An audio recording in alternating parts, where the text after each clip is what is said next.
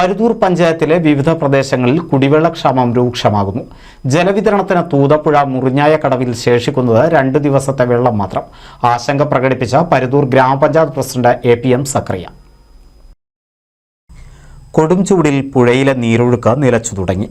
മഴ കുറഞ്ഞതും സ്ഥിതി രൂക്ഷമാക്കി. പരുതൂർ പഞ്ചായത്തിലെ കാരമ്പത്തൂർ, നാടപ്പറമ്പ്, അരണാത്തുപറമ്പ്, കിഴക്കുംചാൽ, കൊഴിക്കുന്നുംപാറ, നരിപ്പറ്റ തുടങ്ങിയ പ്രദേശങ്ങളിലാണ് കുടിവെള്ളക്ഷാമം അതിരൂക്ഷം. നിലവിൽ പഞ്ചായത്തിന്റെ നേതൃത്വത്തിൽ മാർച്ച് 27 മുതൽ ടാങ്കർ ലോറിയിൽ ജലവിതരണം നടത്തിവരുന്നുണ്ട്. എന്നാൽ പുഴയിലെ വെള്ളം അതിവേഗം വറ്റിത്തുടങ്ങുന്നത് ജലവിതരണത്തിൽ വലിയ ആശങ്കയാണ് സൃഷ്ടിക്കുന്നത്. പുഴയിലെ താൽക്കാലിക തടയണകളിൽ വളരെ കുറച്ച് വെള്ളം മാത്രമാണ് അവശേഷിക്കുന്നത്. കൊടും ചൂടിൽ ഇതും അതിവേഗം വറ്റുന്ന സ്ഥിതിയാണ്. കാഞ്ഞിരപ്പുഴ ഡാമിലെ വെള്ളം എത്തിത്തുടങ്ങിയാൽ മാത്രമേ ഇനി ആശ്വാസമാകൂ. NCV news, Thrithala. Nuthan fancy ഓർണമെന്റ്സും കോസ്മെറ്റിക് കളക്ഷൻ, ന്യൂബോൺ ബേബി ഐറ്റംസിന്റെ എക്സ്ക്ലൂസീവ് കൗണ്ടറുകളുമായി കൽപ്പക വെഡ്ഡിംഗ്സ് സജ്ജമായിരിക്കുന്നു.